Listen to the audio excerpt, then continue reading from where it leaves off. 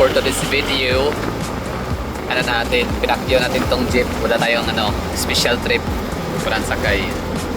Ano to, bali, biyahe tayo from Samal, Wharf, no? Sa Wharf. Papunta tayo ng saan ba? Basta, Aswila Cove pa rin. Oh. So, yun yung itsura ng Davao City kapag kunyari, nagko-commute sa jeep. So, virtual tour ang pakiramdam. Parang ganun. So, para kayong sumakay din ng jeep. So, ito yung scenario ng Davao City during morning. Again, alas 5 ng umaga. May mga nag-walking, jogging sa gilid ng kalsada. So, di masyadong matao. Siyempre, weekends, Saturday, Sunday. So, yun yung mga araw dito sa Davao City na napaka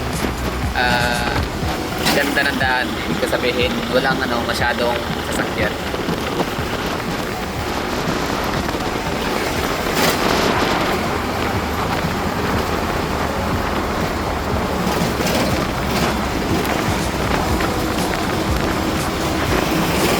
So yun lang wala tayong topic, just plain view lang talaga siya. So, yung kita lang, yung perspective ba. So para kayong commuter ng jeep, sumakay. So sa mga nanonood dyan ngayon na nakatira na sa ibang lugar, ibang bansa, doon na naging national citizens, ganyan, o iba sa ibang lugar sa Pilipinas, although relatable din naman kasi kahit saan kang parte ng Pilipinas, hanggat nasa lupain ka ng Pilipinas, still pa rin, makakarelate ka pa rin sa ganitong senaryo. Sumasakay ng jeep. So, public transport system. Yan. So, sa ibang bansa, walang ganito, walang jeep. Mga mga metro railway transit, mga ganyan. Taxi, Uber, Grab.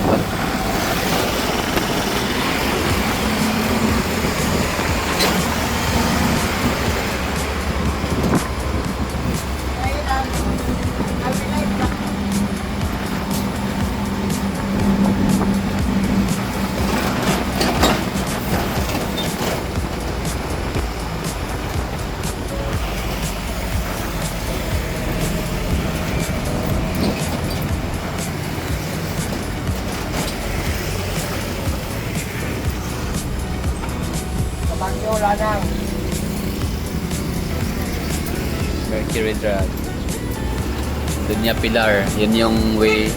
Dito ka bababa sa Mercury Drag kapag pupunta ka ng Barrio Pampanga, mga subdivision, mga villages na sa Don Lorenzo, San Roque, Belgier, Dunya Pilar, Dunya Asuncion, Dunya Salud. Di ba na? Di ba pala yung Dunya Salud? Basta mga Dunya, Don, tsaka Dunya.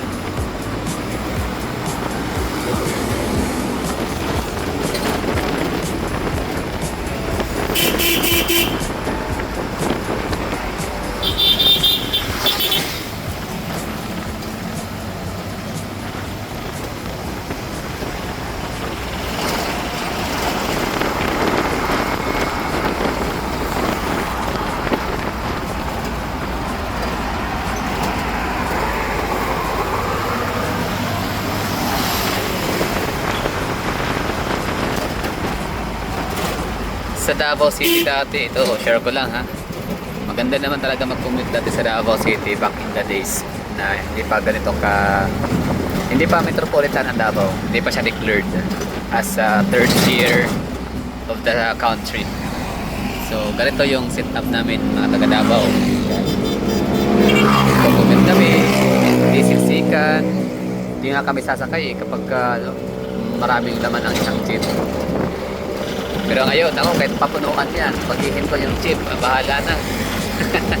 Bahala kayo makauwi. Kasi grabe, pahirapan sa pagsakay ng jeep sa Davao pag commute. Kahit nga taxi, pahirapan. Sobrang dami pasahero. That's why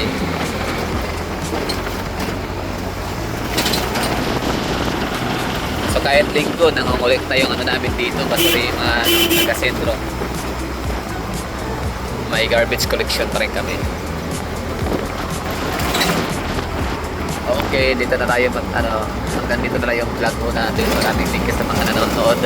Sana ay nagustuhan mo rin yung ating vlog. So, dahil sa aking ginawa kong to, para na tayong nasa Davao City ng commute.